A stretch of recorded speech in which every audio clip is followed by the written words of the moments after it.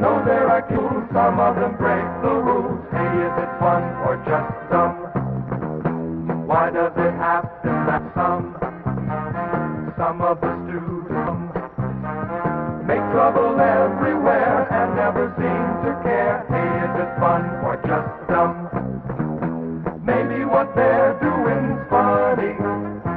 Maybe it may look that way. But baby, if it's costing money, I wonder what it'll cost. Who's gonna pay? Hey, is it fun or just dumb? Yes, either it's fun or just dumb. Are they big heroes or only big zeros? 'Cause either it's fun or just dumb. Either it's fun or just dumb.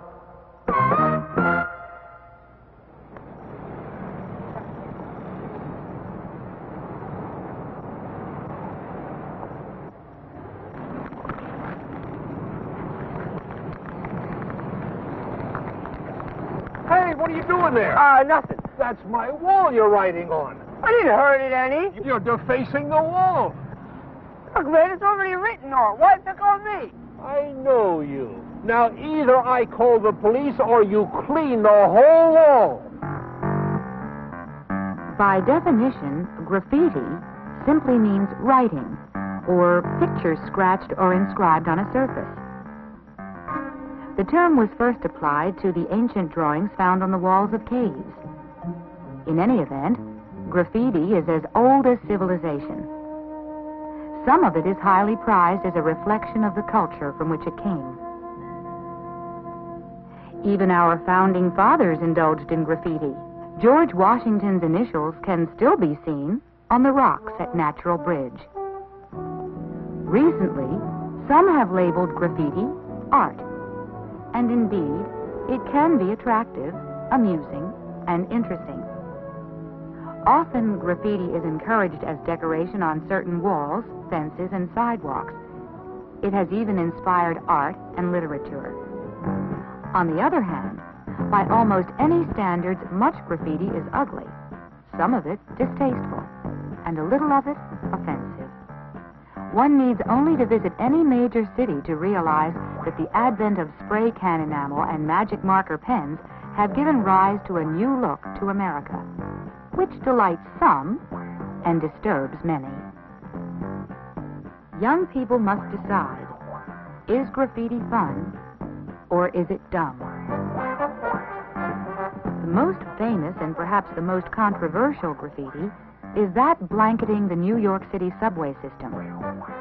One view is that subway graffiti, too, is a kind of art and worthy of praise. Well, it certainly does change the appearance of an often drab setting. Yet, graffiti here is a definite safety hazard and needless expense. The cost to the New York subway system alone exceeds $2 million per year. The expense is borne through higher prices. Apart from the costs are the risks of being caught and the danger of injury. A number of would-be artists have been hurt by subway cars and electric shock. Nationally, schools are frequent targets of graffiti. Although seen in virtually every area, it seems to be most concentrated in the inner cities and older neighborhoods. One reason it is not often found in the suburbs is that it is quickly removed when it appears. No one knows how much is spent totally on the correction of graffiti, but it is estimated that in schools alone the cost runs into tens of millions of dollars. Until a few years ago, graffiti was limited primarily to alleys, vacant buildings, and fences. Today, it appears almost everywhere. Not even works of art are spared. Nor is the natural environment immune. Graffiti is everywhere. I think graffiti's neat. It's our way to communicate. Graffiti is sneaky, done when people think nobody is watching. I can't see the fun or honesty in that. Besides, what they write is neither art nor literature. Some forms of graffiti may be highly destructive. 10 years ago, such damage to works of art was rare. Now, it is common worldwide. And the hate graffiti once despised here, but seen in other countries, now appears too often in America. Many of our historic sites and national treasures have been affected. The defacement of public property has been termed a national disgrace. A good question at this point is, why do people do it? The motivations for graffiti are many. Love, bravado, or even humor.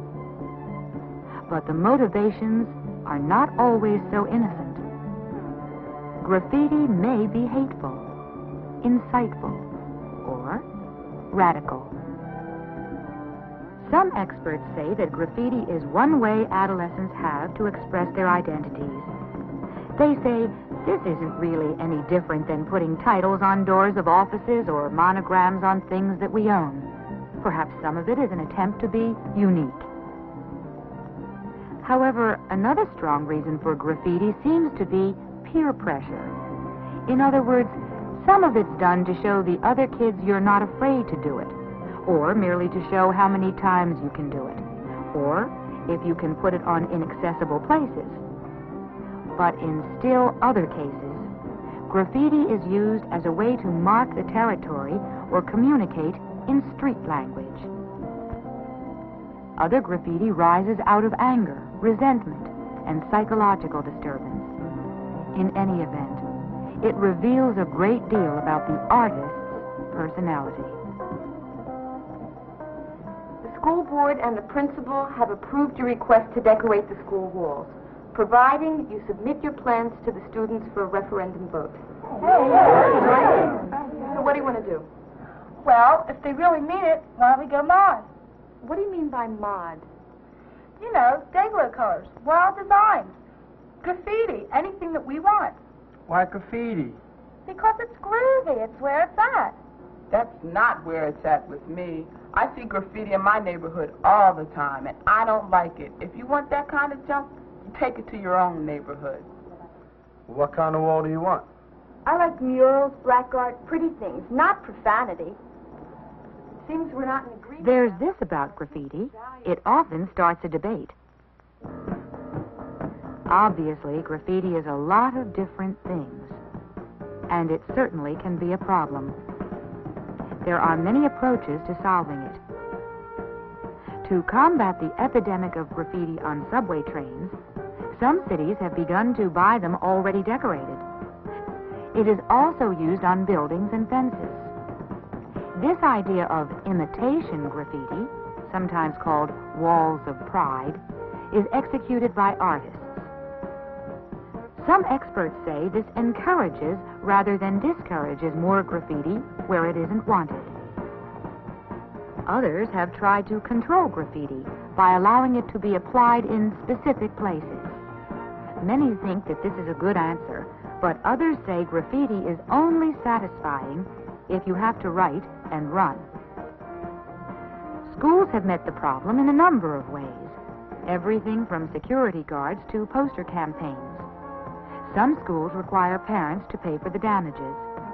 Others have attempted to solve the problem by architectural means or use of materials which are easily cleaned. I think the punishment should fit the crime, and those who create the graffiti should be required to clean it up. I think the answer comes from pride, because if you're proud of your school, you ask others not to deface it. Kids who write on toilet walls have psychological problems. Let's help them straighten out their heads. I believe we should attack the problem and not the symptom. We should give the kids a chance to establish a territory or reinforce their identity. We should give them the responsibility to clean up a block in their neighborhood, or to plant a tree, or to paint a useful sign. And whatever they do, it should bear their names proudly. A lot of kids get themselves over a graffiti phase by doing something instead of. One day they decide that it's more fun to use their talents where they'll be appreciated. It's not that drawing on a wall somewhere is always such a bad thing, but it's not really a good thing either. The point is that you can get pretty much the same kick and better recognition in other ways. The solution to the problem of graffiti, then, seems to lie within each of us. Young people have to decide if this is the kind of decorated world they want to live in. For a time, there was a certain romance attached to graffiti. It was something one did to declare oneself against authority, like funky old clothes, long hair, and hip talk. After a while, graffiti wasn't so different anymore. There was so much of it, and it was used for so many political purposes, it was boring. Besides, many kids began to find it a discord. How could you honestly support the environment and be a graffiti polluter? Even if you only write environmental slogans, you are part of the problem, not the solution. Oh, sure, seeing your name or something you wrote on the wall might make you feel like somebody for a time. But is that the kind of somebody you want to be? Drawing graffiti is a little like getting a tattoo. After the thrill of doing it is past, it begins to hurt, and the results stay with you for a long, long time. Think it over. Is graffiti fun, or is it dumb?